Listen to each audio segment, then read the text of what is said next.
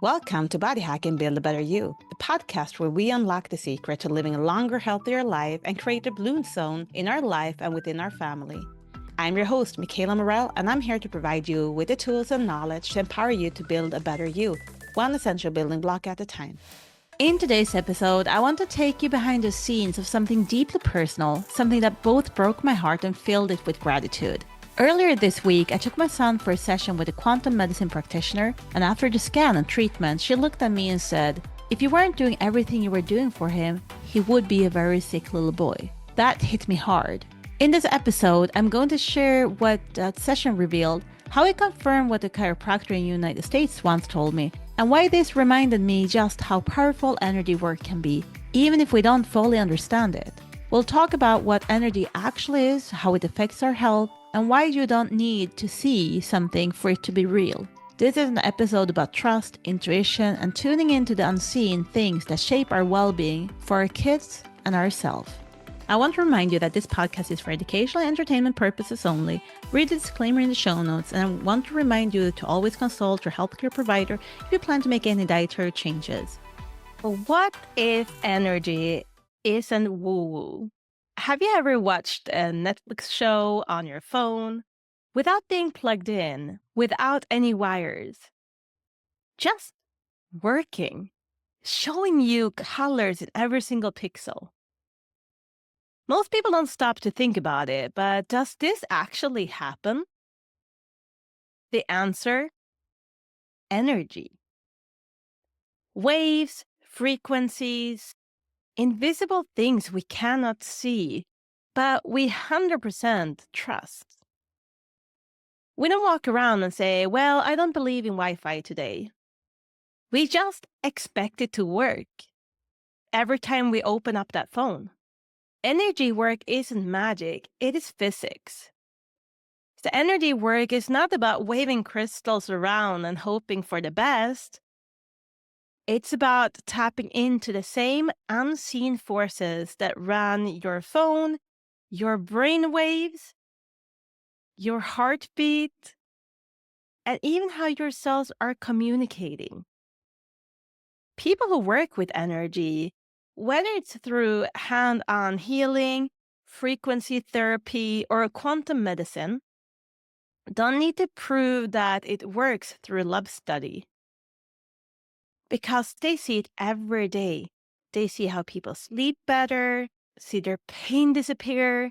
They see people feel lighter, clearer, and more whole. Call it placebo if you want, but if it works, isn't that enough? I want to share something very personal with you. And earlier this week, I'm going to share about my son's experience with quantum medicine. And I'm not here to try to convince you what is right for you or anything. I'm just here to provide you with different tools that can help you on your journey. So you pick and choose from this podcast what you feel is the right methods for you. And I'm simply just sharing the experiences as we are moving forward as a family. Because we're always on this health journey where we can improve and we can become better. And in my research, I'm always open to try new things. And I put myself through a lot because I love feeling and getting my personal experiences versus listening to someone else and their experience. I like to feel it on my own body. So I've been doing a lot of different alternative methods and have seen many different practitioners. And every time I go, I learn something new. And that's what's so exciting. Just this week, I took my son to someone who works with quantum medicine, which is a type of energy medicine that uses frequencies to scan the body and bring things into balance. And I was curious because this was the first time I went to this practitioner specific. She's located in Norway, here in Moss. So if you want her contact details, just slide me a DM through my Instagram and I'll be happy to share her name because sharing is caring. But I was curious to see what comes up. So what happens when we came there is, first of all, my son sits down in this super comfy chair and he start having some electrodes strapped onto his head on a wide black band. And we start running the first test. So this frequency machine can test for over 25,000 different things. So you start doing an average test and then you go deeper into the areas where you can see that the problem is. And this practitioner started the first test. And it is fascinating because as we are starting it, I can see my son starts getting super tired. And that is a way that people can react, especially if you're super, super sensitive towards energy. And my son is very sensitive towards energies. And he just started getting tired. What was shown on these tests were things that no one could just have told us. No doctor would have been able to take a test for this. But everything that was told during this hour where we were there, it was exactly what other practitioners have told me about my son previously. And the reason why I took my son there, it's my middle son, it's simply because he had some things since he was born, and he have struggled a little bit more to regulate his emotions than my other children. I also see a tendency of him not wanting to eat meat. He prefer carbs. And this have been concerning to me because meat is such an important part of the diet to get all the amino acids, to have functioning hormonal systems, to have functioning muscle build. And also, if you're going towards eating more carbs and more starches and sugars, sometimes there is parasites involved, candida and so on. So every now and then I want to check his body if it's something else that we need to deal with as a result of him choosing these types of foods.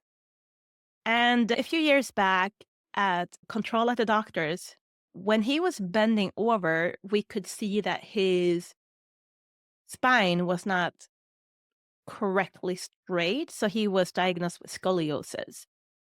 And because of this, I took him to a chiropractor in United States. But this chiropractor was also very good with energy work. Very good. So, and he could muscle test and he could test for different things. And one thing that he said right then and there was that he was struggling with the communication in his body. So the body wasn't communicating correctly, and that he had low blood circulation in his hip area that affected his kidneys, and he struggled with absorbing B vitamins. So after that appointment, I put him on some extra B vitamin supplementation. And it also made me understand a little bit more about my son because he's such a calm person, but he is always, always super, super happy. He's the glue of the family. And looking at his personality through both human design and astrology, we can really tell that his strength in this family is needed for it to be glued together. It's like really, really pretty to look at the charts. Anyway, but he have struggled big time with regulating his emotions. So he's super, super, super, super, super happy all the time. But when he gets sad, it's like the whole world is going under. It is panic. It is uncontrollable emotions. And you know how some kids are in when people talk about terrible twos, emotion wise? I never felt he grew out of that. So I have been searching for answers. I've read so many psychology books for me to become a better parent, to better know how I should meet him when he's struggling so much. And now he's 10 years old. He's like, today it's a completely different child. He can regulate his emotions really good when he's at school. Like the teachers have no clue of him struggling at all. And we barely don't see it at home as well. But every now and then I see tendencies, and I know it's something that as he's maturing will become easier, but I don't want him to just lock away the emotions and be taught to do that. I want to see what is actually happening in the body for his brain to miscommunicate and fire away so big. So I want to help him from a fundamental perspective so that he's just not becoming better by hiding his emotions. I want him to become better at showing his emotions, but regulate them in a healthy way and also be able to express his emotion and communicate them because he's a child that when there is emotions involved, he only talks in sounds and he doesn't want to verbalize it because when he's verbalizing it, he's only using his brain and his brain and his emotions are not really good connected. So a lot of the times he makes himself frustrated when he's trying to communicate it with words because he's not able to. And that's one of his personality traits that he has as a human being. And it's something we need to validate and use instead. When we understand this, we can use it. We can teach him how to communicate through sound when something is bad. And he had done that all by himself, but it's more about us understanding what the communication is. And not get frustrated and angry when he's trying to communicate his emotions through sounds. And it can be so easy, like, mm-mm, mm-mm, mm-mm, instead of using words. But anyway, we'll come back to that when we're talking more about astrology, because that's when I really, really learned that about him. But this time, we're going to focus on the quantum medicine. And it is fascinating because this practitioner, she was really amazed that my son was so, like, she saw right away, like, this is not a sick child. But of course, he have a curious mom, and I want to make sure that my kids have the best circumstances to grow up as healthy as possible, as balanced human beings as possible, as happy as possible. If there are some stuff that are disturbing, the chakras, the vagus nerve to communicate with the rest of the body, I want to know that so we can work on it. So this practitioner, she went through the scan and she saw a couple of different things. She went deeper on those areas and she's like, there's something up by the jaw, by the brain, by the neck that is disabling the vagus nerve to really communicate with the rest of the body. It's very, very stiff. And we need to work on that because that goes down and it is not giving the right cues so that we're seeing kind of a kidney issue and we're struggling with vitamin Bs. But then when she looked into it, it was not malnourishment of vitamin Bs. He gets all, like, we couldn't really see that the body was struggling with any malnutrition issues. It was more about not being able to break down. So we were able to find out through the scans that the liver is struggling with having enough of enzymes to break down some vitamin Bs. And that is one of the reasons that my son is not always picking meat when we're having dinner, or he's eating very little meat because his body is struggling with breaking it down. And this is why it's so beautiful when you're looking at quantum medicine, is that you can start understanding the connection because a traditional doctor would just look at the liver and say, something is wrong with the liver. Let's start him on enzymes. Instead, we can understand that the liver is struggling and the enzymes are struggling because the vagus nerve is struggling and the kidneys are struggling. And there's a lot of different things coming around here that we need to look at and we need to improve the liver. It's fascinating because in my family, we do have a weak liver. We do have a history of a lot of liver issues, even if we're eating clean, even if we're not drinking alcohol. I have uncles and aunts with that have struggled with skrumplever, which I think in English is called cirrhosis, where the liver is just not functioning, and it's often due to alcoholism or too big consumption of alcohol. But the interesting part is that my uncle and my aunt, they never drank alcohol.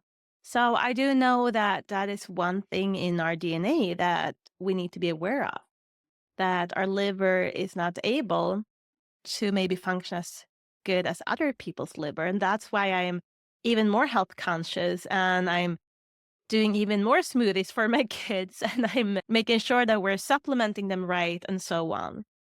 So, looking at his nutritional values, we could clearly see that he's getting enough of what he needs. And that is a relief for me that we are doing things really good with the diet. And that was something that this practitioner was telling me, that all the blockage that she could see, and she was working and treating him. And while she put on frequencies to start putting the body in a state of healing, my son, he just fell into the deepest sleep. He was just laying there snoring. And this was like 4 p.m. in the afternoon. And he's like 10 years old. He usually never falls asleep during the day. And he just was knocked out.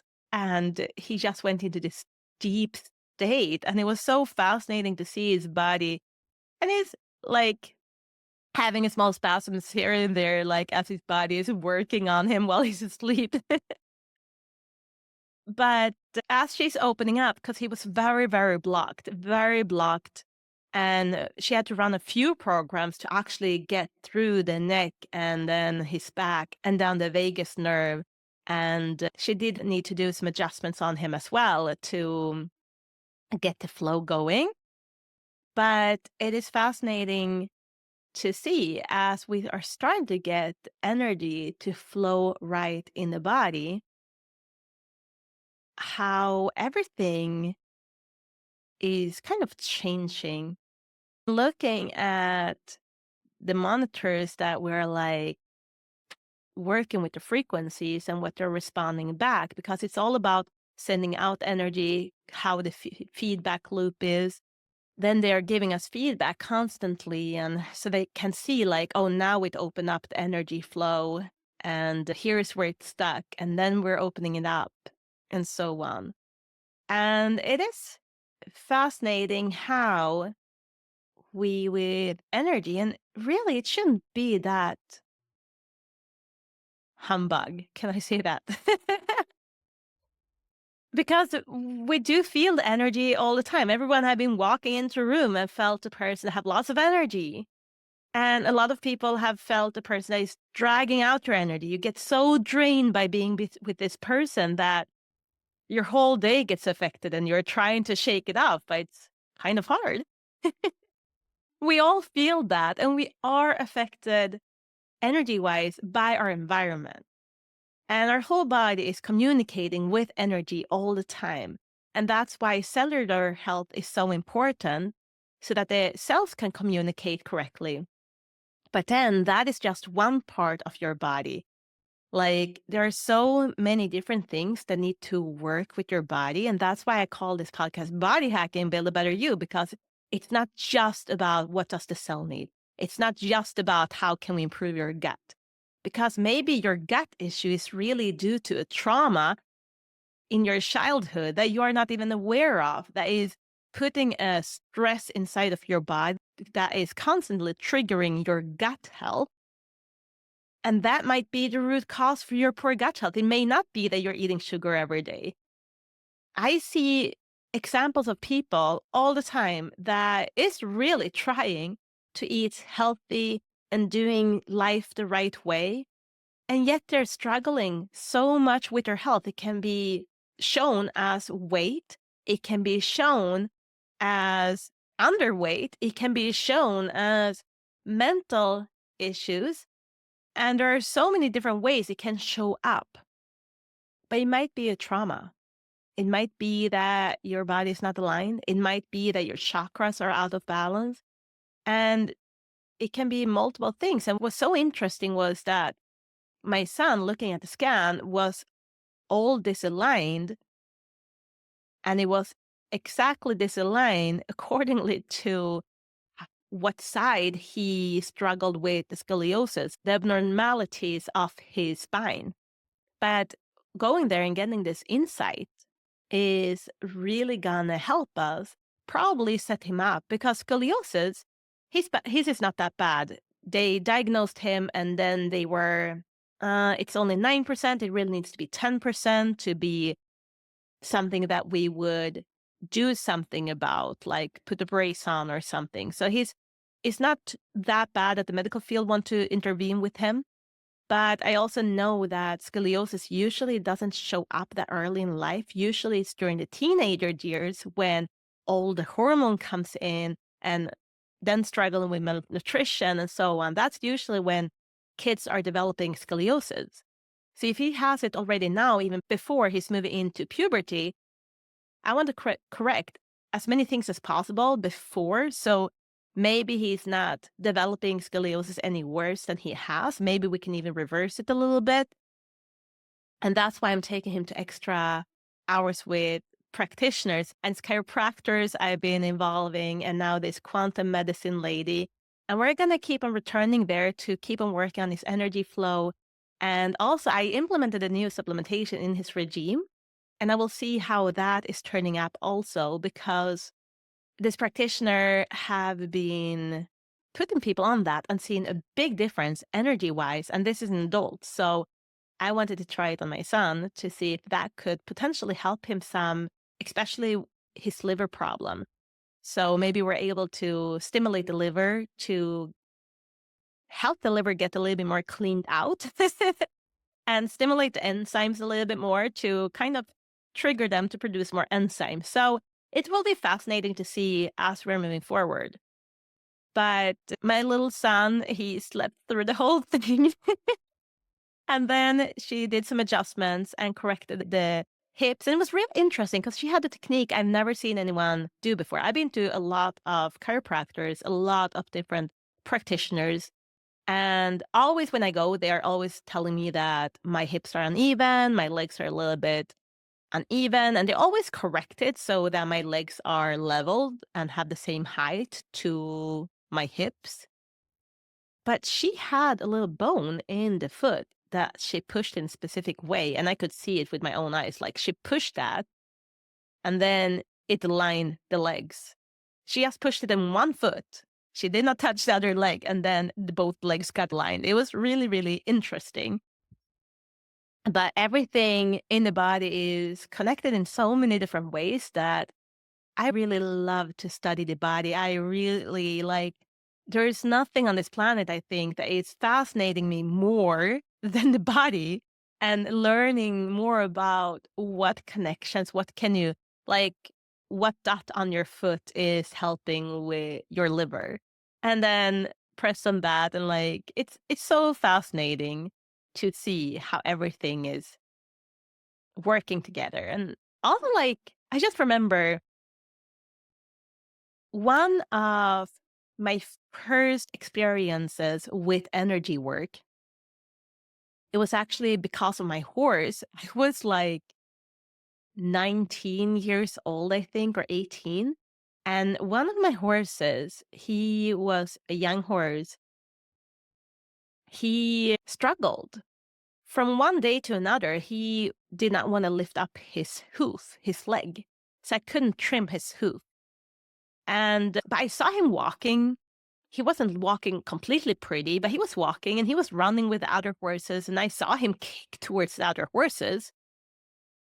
And he was loping in the pastures. But every time I took him into the stable, I could only trim 3 of the hoofs. I couldn't trim the 4th hoof. And I thought this was really, really weird. But the problem it kept on being a problem. And I took out veterinarians eventually because one of the hoofs were keep on growing, and I need to be able to trim it. But we were not able to lift that hoof up, even if we're 4 adults trying to hold him towards a wall while I lifted a hoof, and he just fell on top of us anyway. Like, we weren't able to lift the hoof backwards. We could lift the hoof forward, but it is really hard to work and trim a hoof when just a little bit higher than the ground, and then getting tools in there, it's like impossible. I tried to like rasp it But his hooves are growing so fast. Like I can't rasp it every single week to maintain it because I did have over 20 horses. But this horse, he's a black, beautiful, big Russian Bashkirian horse. And I was devastated because I couldn't lift his leg up. And I had a vet coming out and looking at him. And the vet was basically like, I think attendance is completely off. It's better to put him down. That's basically what he said. He did not really want to look at him more. Like he just saw how he fell when we tried to lift his leg. And he was like, nope, that horse is never going to become a riding material horse. I'm like, okay. So anyway, I had another hoof guy, farrier, coming out. And I asked him what he thought. And he's just said, hey, maybe this is too out there for you, but my wife is doing some witchery stuff on horses. I have no clue what it is. The only thing I know is horses that struggle, I send them to my wife and she fixed them, and I've seen it over and over again. So maybe you should give her a call. I'm like, okay, what kind of treatment does she do? And he's like, I have no clue. So I called his wife, Maya, and she came out. And it was fascinating because this was my first experience with energy work. And I've seen this horse struggle for over a year now. Like we could not lift up his hoof at all. He was only 2.5 years of age because this started when he was a year and a half. So he was a baby when it started. And it was so fascinating. So fascinating. She comes into the stable. I already tied him up and she stands behind him, put his fingers on his butt with no pressure. It's not a massage or anything. She's just putting the fingers on top of his butt, right behind him. And it's fascinating what's happening after that because she stands there quiet. She's just feeling the energy flow in the horse. And then she starts saying, oh, wow, it's twitching inside of me. Ooh, it's something with the spine and the nerves, they're wrong. And she's sending energy through her hands and she's communicating with the horse, with the fascia. And the fascia starts pulling in all different kinds of directions. I can see her being uncomfortable in her own body and can see how her body is like starting to twist. And she's feeling everything the horse is feeling. And she's just standing there for like an hour working on him. And she's explaining, oh yeah, now I can feel how it's moving better. It's aligning a little bit. And I could feel and I could see it. And then what happens when she's done, she says, Michaela, try pick up the hoof. So I go there and I pick up the hoof and the horse gives me the hoof. He doesn't fall over. And I pick it up. And I could feel him holding it up for me. And then I put it down. I did not want him to get too tired. I just wanted to see that it was working. And she said, obviously, it's not going to be perfect from one session, but I will come back in 2 weeks or 3 weeks. I can't remember exactly the time frame, but she did not want to do it the next week. I know that because she wanted the body to keep on healing in between the sessions. But from that day, I was able to pick up the hoof. And from her second treatment, he was able to hold the hoof up by himself so long that I could trim his whole hoof. And we never had that issue ever again. See, in my horse's case, it was a nerve that kind of got pinched up by the spine that caused him, every time we just tried to pick up his hoof, he just dropped. His whole body just fell to the side.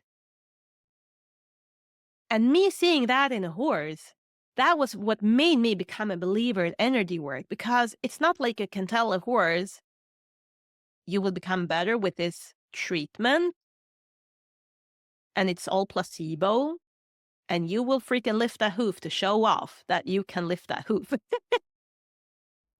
And that's what was so beautiful. Like I saw it in an animal that cannot speak. And I've been following his journey since he was a baby. And I know how he reacts. I felt him fall on top of me. Like horse doesn't want to fall on top of you. Horses doesn't want to fall at all.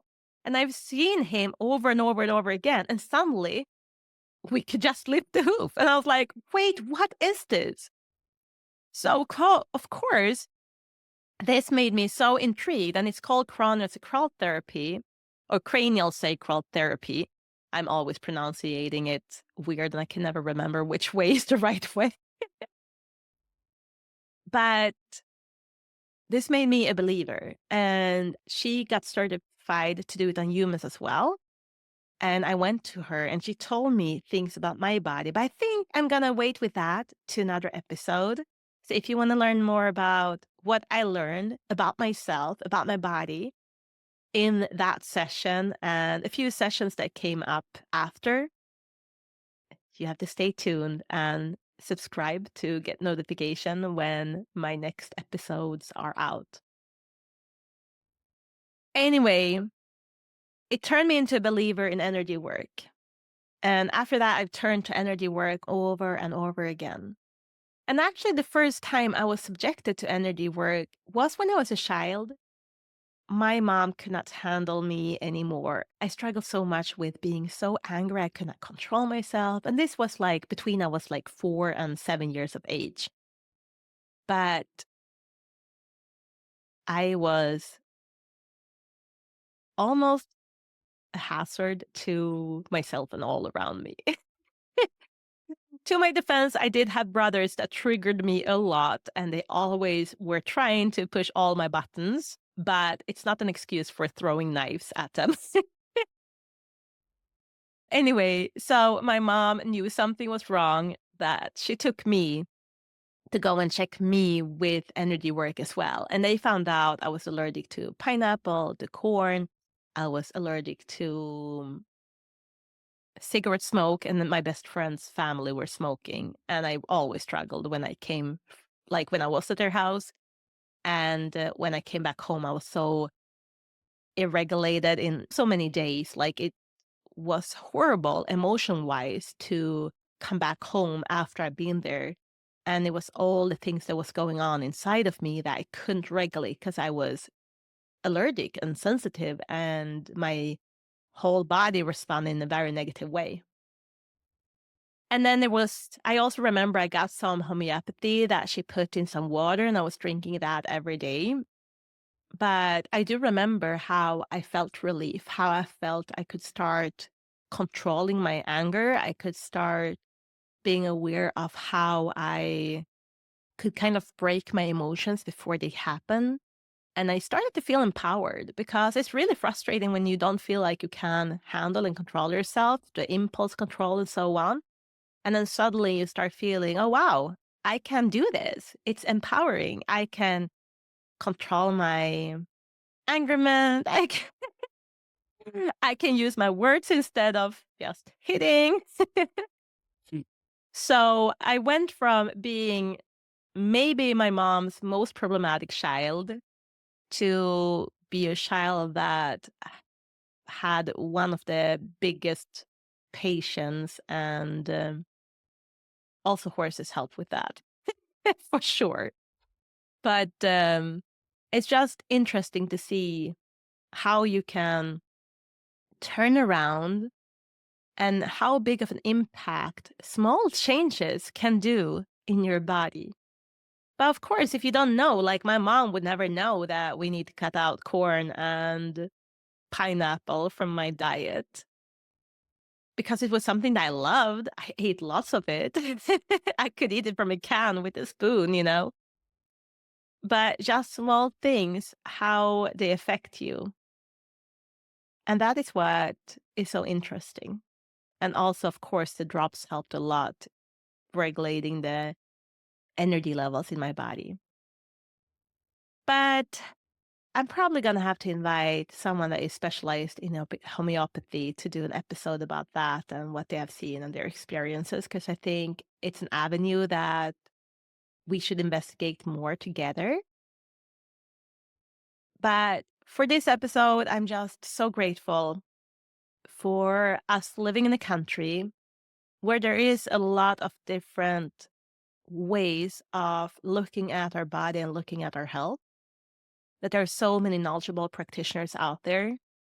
And I'm kind of sad that it's not an easier way to find the good ones. Because I do believe that there's a lot of people out there that have never tried something like that because they were never subjected to it as a child when they grew up. Their parents didn't know about it. And because of that, it can feel a little bit too scary. It can feel a little bit too far out there. And since people are so judgmental in this world, it can be scary to try something that isn't approved by everyone, that not everyone believes in. But just think about it. Energy is all around us. And if you believe in energy and Wi-Fi, you should understand that we can affect our body with different energy waves as well. I'm curious, are you interested in energy work? Or is this maybe your first episode of listening to someone talking about it? I would love to hear about it. Please go to my Instagram, bodyhack_with_Michaela, and comment on the episode and share what you thought was interesting, what you learned. If you want to hear more stories about energy work and how it have affected my health, my children's health, and if you want to hear more experts coming on as guests and to educate you about it. Thank you guys for being with me this week again. I so appreciate you, and I'm so excited for seeing this podcast grow and reach so many people all over the world. It's truly a global podcast. I'm so excited, and I'm thankful for each and every one of you that takes the time out of your precious day and tuning in. I'll see you next week, guys. Bye. Hey guys, if you enjoyed today's episode, I encourage you to do one thing for me. Think of one person you want to share this podcast with and copy the link and send it right away. Thanks for playing an important role in the Blue Zone community. And if you want to keep on building a better you, one essential building block at a time, hit that subscribe button. See you in the next episode.